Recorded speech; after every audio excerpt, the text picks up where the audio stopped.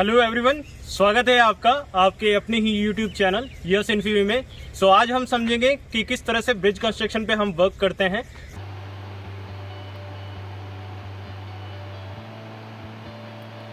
सबसे पहले इस पूरे प्रोजेक्ट को वीडियो एनिमेशन के थ्रू हम सभी समझेंगे और इसके बाद एक्चुअल साइट पर भी विजिट करेंगे।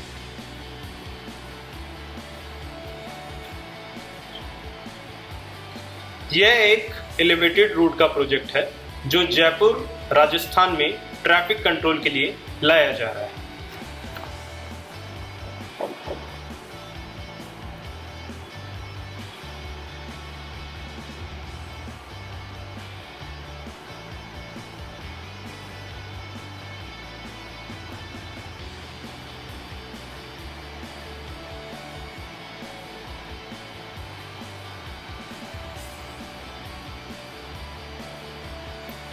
इस एलिवेटेड रोड से जोटवाड़ा एरिया में ट्रैफिक जाम की प्रॉब्लम को सॉल्व किया जाएगा और ये एलिवेटेड रोड कई दूसरे एरियाज को भी इंटरकनेक्ट करता है।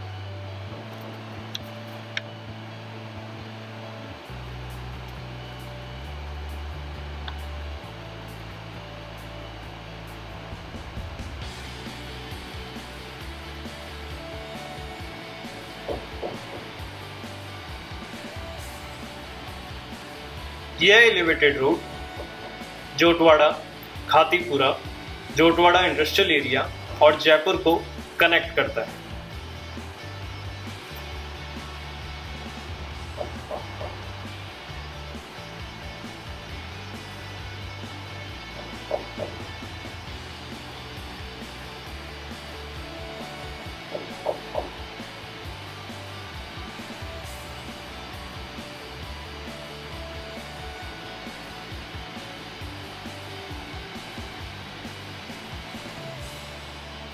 तो चलिए हम अपने एक्सपर्ट के साथ जुड़ते हैं।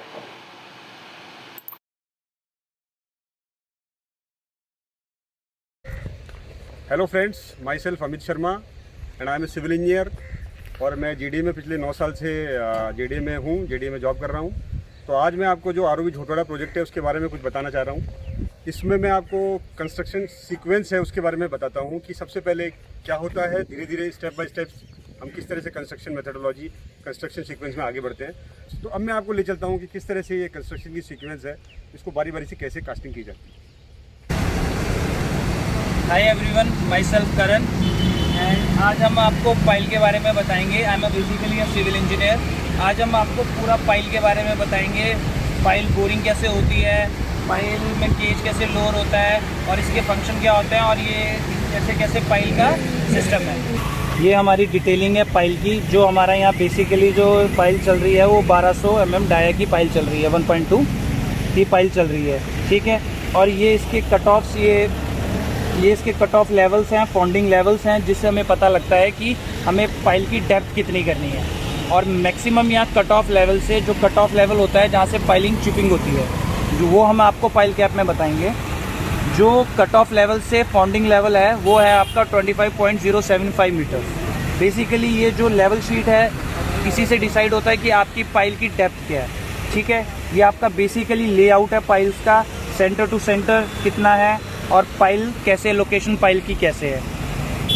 ये हमारी डायमेंशनल ड्राइंग है जिससे हमें पता लगेगा कि हमारा स्ट्रक्चर किस टाइप का है और किस मतलब लोकेशन वाइज। ये हमारी पाइल्स हैं। उससे पाइल कंप्लीट होने के बाद हम पाइल कैप का कास्ट करते हैं। कट ऑफ तक हम उसको पाइल को चिप करने के बाद फिर उसकी पाइल कैप कास्ट करते हैं। पाइल कैप कंप्लीट होने के बाद हम पाइल में ही वर्टिकल रेनफोर्समेंट पियर का छोड़ते हैं। ये पियर है, देन उसके बाद पियर कैप, देन ये हमारे पेडेस्टल्स हैं, ये girders and then deck slab. Pile start करने से पहले हम पहले वेंटोनाइट की टेस्टिंग करेंगे ताकि ये देखेंगे कि वेंटोनाइट हमारी की डेंसिटी क्या आ रही है, स्पेसिफिक ग्रेविटी उसकी क्या आ रही है। अगर उसकी स्पेसिफिक ग्रेविटी कम आ रही है तो उससे ये हमारा डिमेरिट होता है कि हमारा बोर जो होता है, पाइल जो होती है उसकी सराउंडिंग की वॉल्स कोलैप्स हो जाएगी, वो ताकि वेंटोनाइट अपनी वॉल नहीं बना पाएगा। जितनी अच्छी डेंसिटी आएगी वेंटोनाइट की उतनी अच्छा वॉल बनाएगा और ताकि पाइल ईजिली और कोलैप्स ना हो। अब अब देखिए हम इसकी टेस्टिंग करेंगे कि कितना हमारा ये जो हमने बेंटोनाइट टैंक में मिक्स किया हुआ है उसकी क्या डेंसिटी आ रही है। आप देख सकते हैं कि हमने ये केसिंग है, केसिंग में हम अपना पाइल कर रहे हैं, उसमें हम अपना बेंटोनाइट वाला जो बेंटोनाइट मिक्स किया हुआ है वो पानी हमारा इस पे पाइल में आ रहा है, आप देख सकते हैं।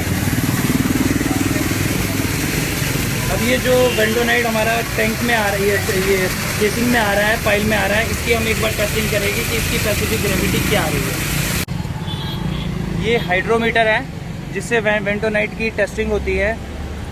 ये इसकी स्पेसिफिक ग्रेविटी का चार्ट है, इससे हमें पता लगेगा कि हमारी जो सोल्यूशन है, जो हमारा बेंटोनाइट घुला हुआ है, डिज़ोल्व हुआ है, उसकी डेंसिटी क्या आ रही है।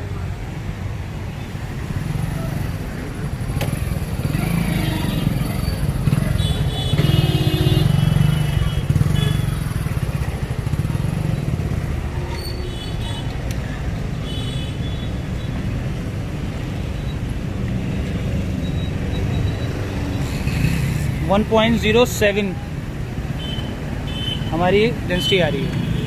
जो हमारी डेंसिटी आई है 1.707 जो आई है, ये हमारी डेंसिटी आई है। और इसकी रीडिंग होती है, ये 10 टेंस का स्केल है, ये 1.10 है और ये 10 10 का स्केल है। तो ये 10, 20, 30, 40, 50, 60, 70, 80, 90 और 1.10। फाइल स्टार्ट करने से पहले जब हमारी ये जो रिंग मशीन है, इसकी जो हम सीली का सेंटर चेक करते हैं कि हमारा ये लेवल में है या नहीं है, हम यहाँ स्पिरिट लेवल लगा के ये चेक करेंगे सेंटर का।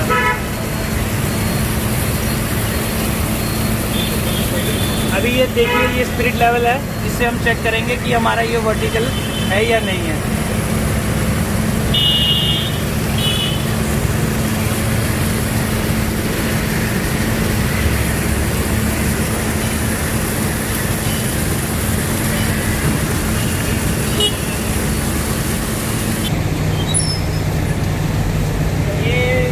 बेंटोनाइट मिक्स सोल्यूशन है जो मेरा पाइल में डिज़ोल्व कर रहा हूँ, ताकि मेरे को बोरिंग के टाइम में कोई प्रॉब्लम ना आए। अगर मेरी बेंटोनाइट अच्छी तरह मिक्स नहीं होगा तो मेरे को बोरिंग में प्रॉब्लम आएगी, मेरी जो स्टेटा है सराउंडिंग का वो कोलैप्स हो जाता है। बेंटोनाइट का फंक्शन सिर्फ इतना होता है कि ये पानी के साथ मिक्स होके, ये जब बोरिंग में हम इसको यूज़ करते हैं तो ये सराउंडिंग वॉल में एक लेयर बना लेता है अपनी, ताकि जो सराउंडिंग की लेयर है वो कोलैप्स ना हो। अब हम आपको बोरिंग का प्रोसेस बताएंगे, कैसे ये बकेट है ये इस तरह बोर करती है।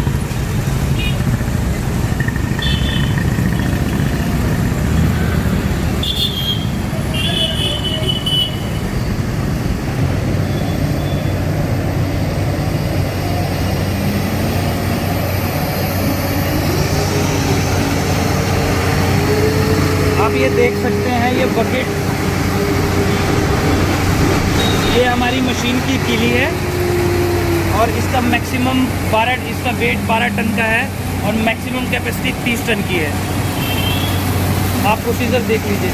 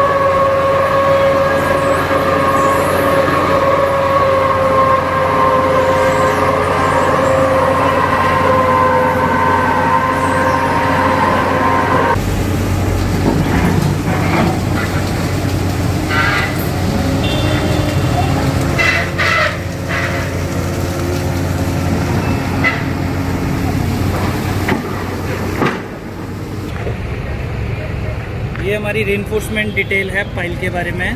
ये मेरा फॉन्डिंग लेवल है और मेरा ये कट ऑफ लेवल है। इससे मेरी फॉन्डिंग लेवल से कट ऑफ लेवल से फॉन्डिंग लेवल माइनस करूँगा तो मेरी cut off total depth of pile आ जाएगी।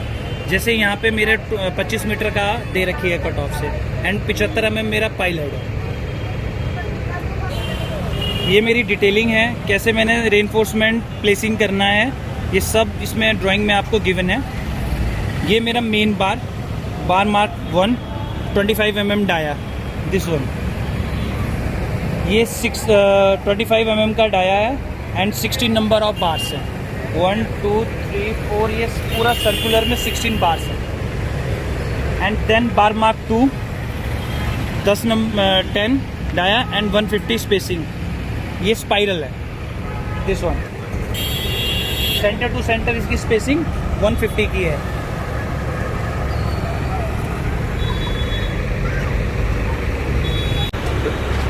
ये 16 mm का मेरा मास्टरिंग है।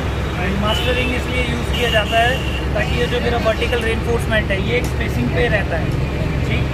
एंड देन ये बोर कंप्लीट होने के बाद में ये मेरा पूरे का पूरा जो स्टील केज बना रखा है, this one and this one, ये पूरे का पूरा मेरा पाइल में अब इसको लिफ्टिंग करके हम बोर में लोरिंग करते हैं। देन उसके बाद tremie pipe, with the help of tremie pipe and hopper, इसको हम पोरिंग करते हैं। जैसे हमने लास्ट में देखा है कि जब हमारी पाइल कंप्लीट हो जाती है, पोरिंग कंप्लीट हो जाती है, उसके बाद ये मेरा नेक्स्ट स्टेप ये है मेरा एक्सकवेशन का। देन मैं इसको एक्सकवेट करूँगा, अपने ये जो मेरे पाइल ग्रुप वगैरह है इसको मैं एक्सकवेट करूँगा। देन इसके कट ऑफ लेवल तक जाऊँगा, ठीक है।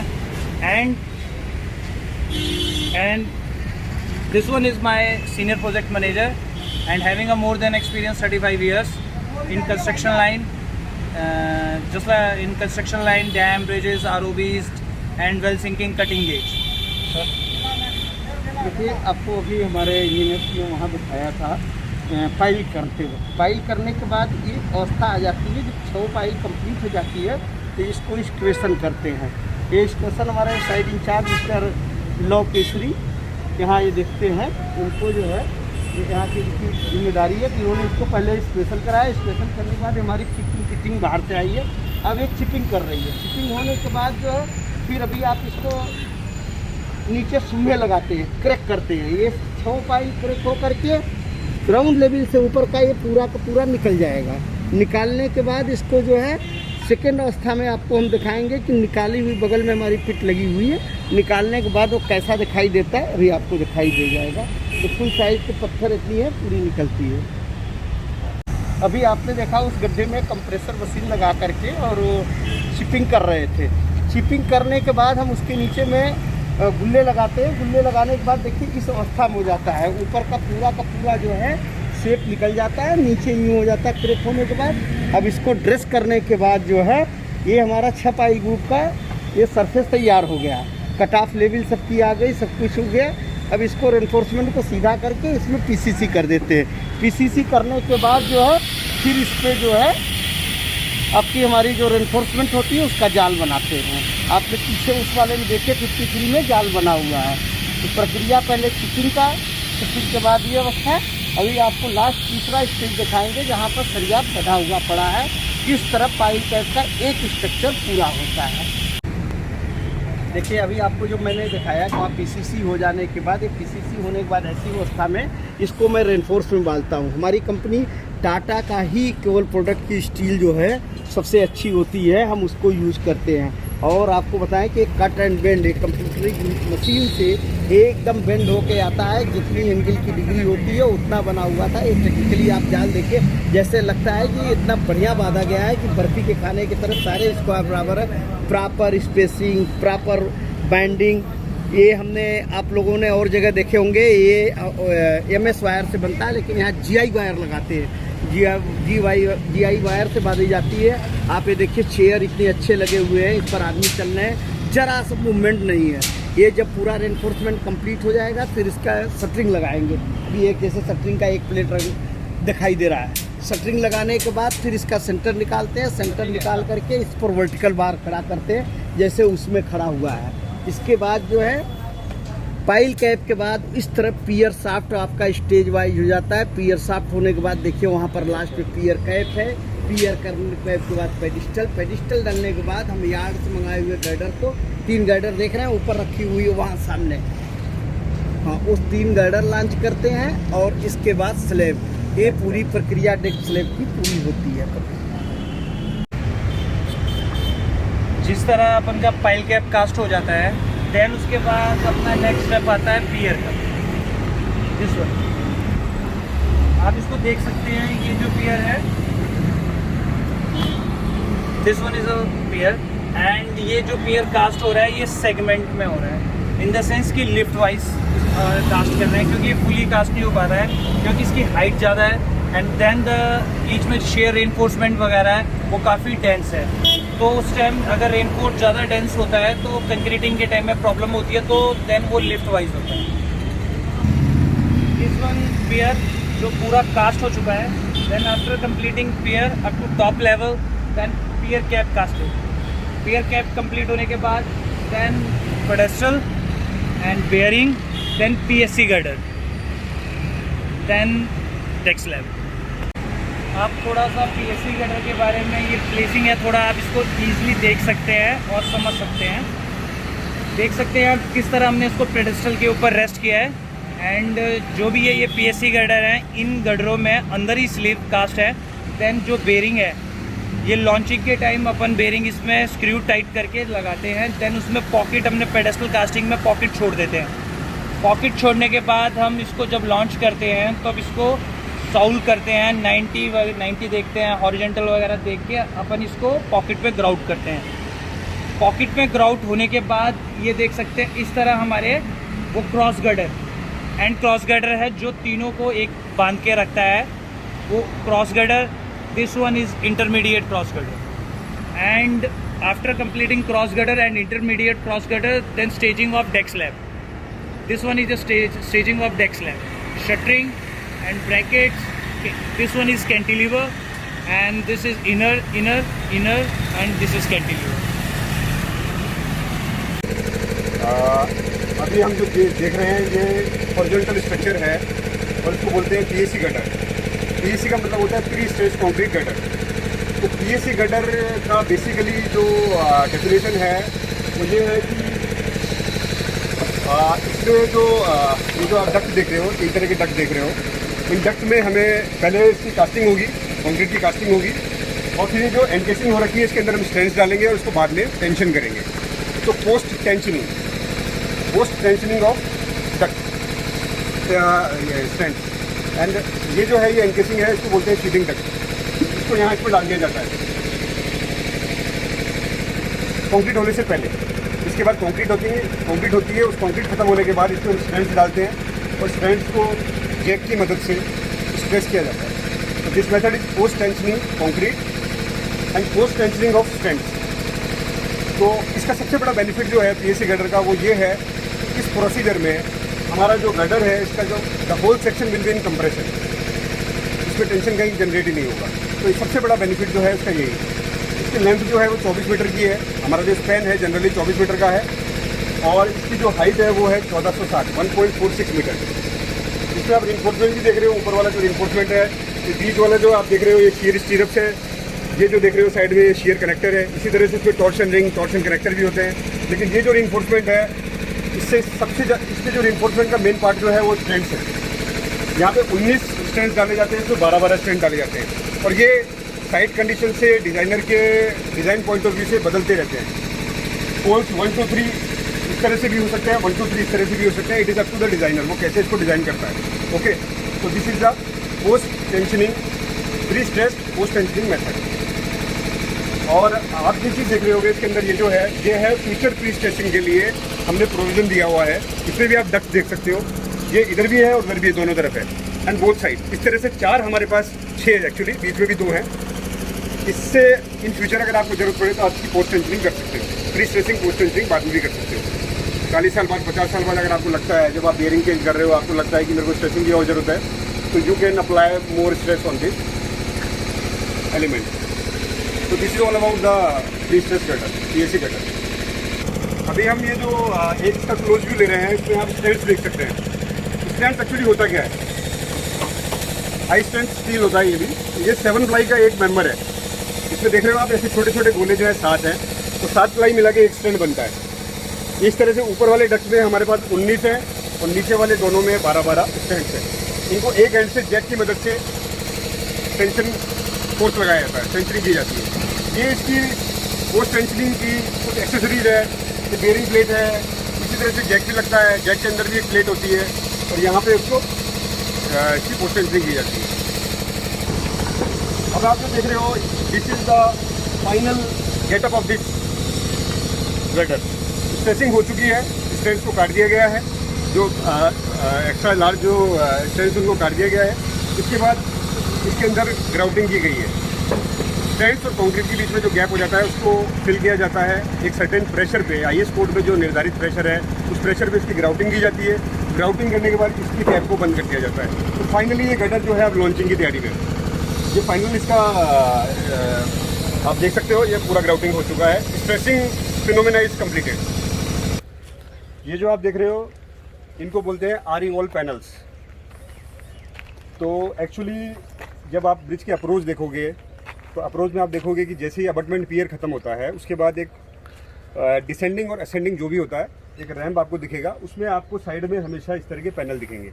इनका बेसिकली काम है, it has to retain the earth. इसकी आरी वॉल जो है, आरी वॉल की अर्थ को रिटेन करने के लिए हम ये RCC के पैनल बनाते हैं, इनको बोलते हैं आरी वॉल पैनल। अब मैं आपको छोटा सा एक इसका ब्रीफ बता देता हूँ कि ये फेस जो होगा, ये फेसिया, ये RCC फेशिया पैनल, ये आपको इस तरह से दिखेगा। अगर आप देखोगे ये इसका अंदर वाला पार्ट है। तो इधर जो अर्थ है, अर्थ प्रेशर को ये वॉल जो है रिटेन करती है। अब इसमें आप ये चीज़ देखोगे, ये क्या चीज़ है। This question must come in your mind कि ये क्या चीज़ है। तो मैं आपको इसके बारे में बताता हूँ। ये है गैल्वेनाइज्ड हुक्स। गैल्वेनाइज्ड हुक का क्या मतलब है, इसका यूज़ क्या है। इसके अंदर एक गैल्वेनाइज्ड कनेक्टिंग रॉड भी लगती है। गैल्वेनाइज्ड हुक के अंदर जियोग्रिड फंसता है, एक इस फेस पे फंसेगा, एक उधर वाले फेस पे फंसेगा। इसके बीच में जियोग्रिड फंस जाएगा और जियोग्रिड फंसने के बाद इसमें एक रॉड लगा दी जाएगी जिसको कनेक्टिंग रॉड बोलते हैं। तो इस हुक का जो लोकेशन है, इट इज़ वेरी इंपॉर्टेंट। आरी वॉल पैनल में सबसे इंपॉर्टेंट जो चीज़ है, हुक की जो लोकेशन है, ये 300 mm का जो इनके बीच में स्पेसिंग है, ये प्रॉपर रहे। क्योंकि अगर ये प्रॉपर नहीं रहा तो जियोग्रिड का जो असेंबली है वो ढंग से नहीं हो पाएगी। And what is geogrid. Geogrid जो है वो जो हम रिइंफोर्समेंट फिल जो मिट्टी डाल रहे हैं उसका रिइंफोर्समेंट है। एक तरह से जियोग्रिड जो है वो मिट्टी का रिइंफोर्समेंट है। जैसे कंक्रीट का रिइंफोर्समेंट सरिया होता है, वैसे मिट्टी का रिइंफोर्समेंट जियोग्रिड होता है। जो जियोग्रिड जो होता है उसमें वर्टिकल स्पेसिंग होती है 750 की, कुछ हॉरिजॉन्टल स्पेसिंग भी होती है, स्टैगर किया जाता है। और उसके बाद जब आरी वॉल के डायरेक्ट कॉन्टैक्ट में फिलर मटेरियल होता है, फिलर मटेरियल के बाद अर्थफिल होता है।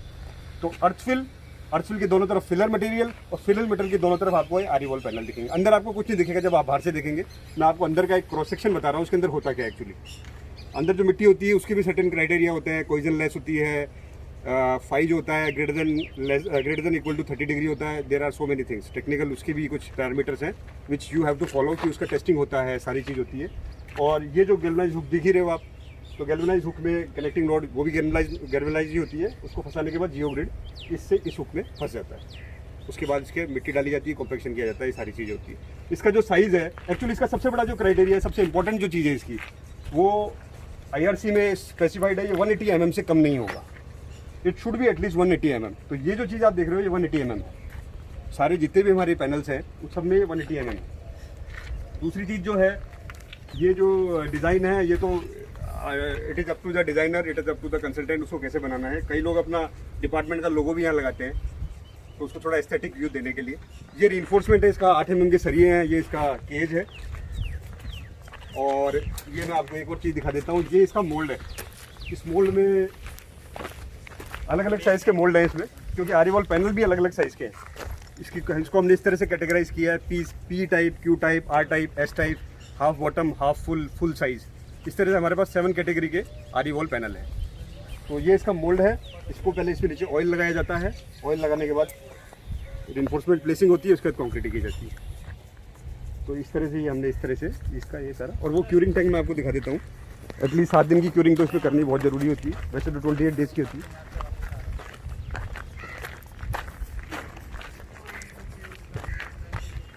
तो ये क्यूरिंग टैंक है, इसमें हमने कुछ डाल भी रखे हैं। ये देख रहे हो सबमर्ज जो है अपने पैनल से।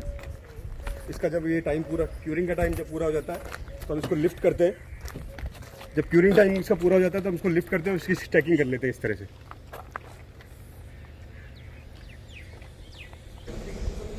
सो आज हमने जाना कि किस तरह से ब्रिज कंस्ट्रक्शन में वर्क होता है और हमने समझा कि किस तरह से इसकी प्रोसेसिंग और इसका जो वर्क है वो कंप्लीट किया जाता है। तो इसी के साथ चैनल को लाइक करें, सब्सक्राइब करें और ज़्यादा से ज़्यादा लोगों को शेयर करें।